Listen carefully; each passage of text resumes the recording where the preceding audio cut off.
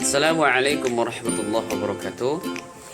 Saya sendiri Muhammad Iqbal dari Prodi Bahasa Arab Lokal 2. Di sini video ini diperuntukkan untuk memenuhi tugas individual dari mata kuliah Filsafat Pendidikan Islam sebagai Bapak Habib Anwar Al-Ansari, MPD, dosen selaku pengampu pada mata kuliah ini.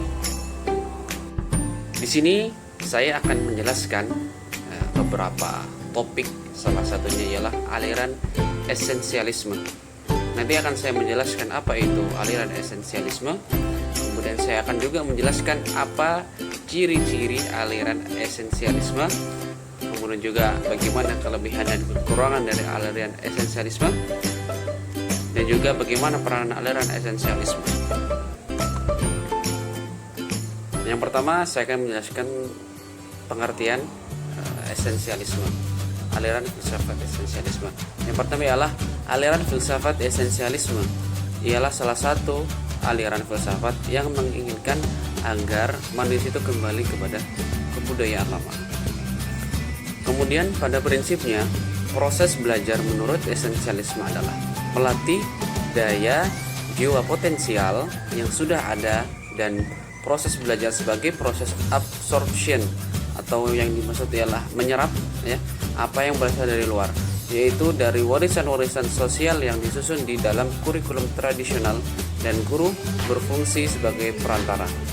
Esensialisme menekankan pentingnya pewarisan budaya dan pemberian pengetahuan dan keterampilan pada peserta didik agar mendapat menjadi anggota masyarakat yang berguna.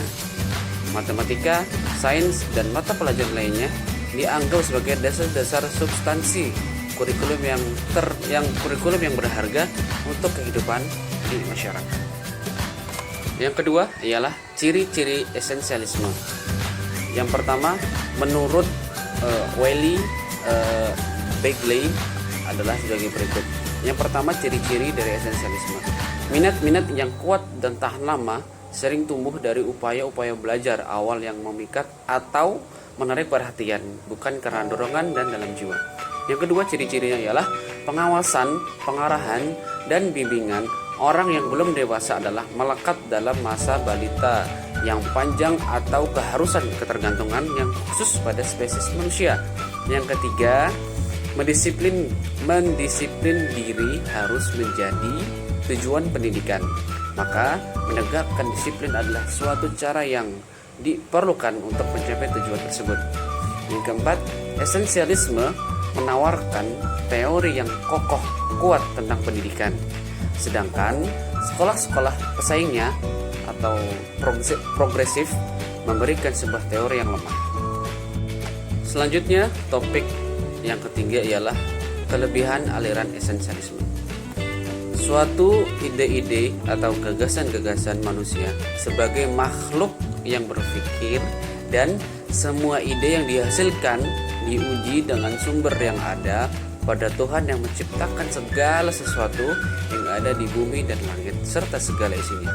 Kemudian juga kelebihannya, esensialisme menawarkan sebuah teori yang kokoh kuat tentang pendidikan, sedangkan sekolah-sekolah pesaingnya atau progresivisme memberikan sebuah teori yang lemah.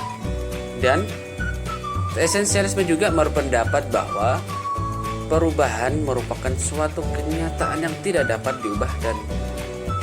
diubah dalam kehidupan sosial. Selanjutnya, topik yang terakhir ialah peranan aliran esensialisme dalam dunia pendidikan. Kaum esensialis menolak pandangan konstruktivisme yang berpandangan bahwa sekolah harus menjadi lembaga yang aktif untuk melakukan perubahan sosial, apalagi harus bertanggung jawab terhadap seluruh pendidikan generasi muda.